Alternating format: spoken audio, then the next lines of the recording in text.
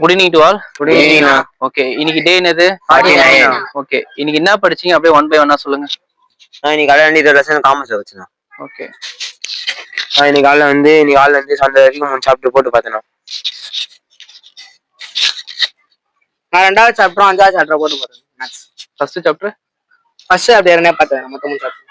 நான் first chapter எழுதியே பார்த்தேன். நான் செகண்ட் சாப்டர் கொஞ்சம் பார்த்தேன். அம்மா சம் டவுட்லாம் பார்த்தேன்.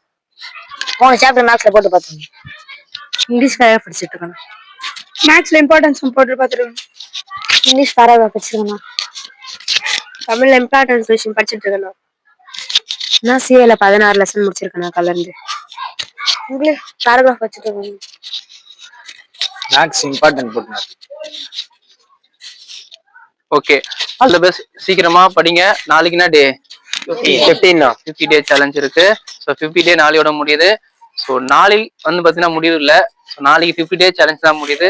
அதுக்கப்புறம் இன்னொரு சேலஞ்ச் வந்து வைக்கிறேன். ஸோ அது நாளைக்கு வந்து நான் ஃப்ரெண்ட்ல இருந்து என்ன சேலஞ்சுன்றதை சொல்றேன். அதுக்கப்புறம் வந்து பார்ப்போம். ஆல் தி பெஸ்ட், நல்லா படிங்க. Okay, thank you.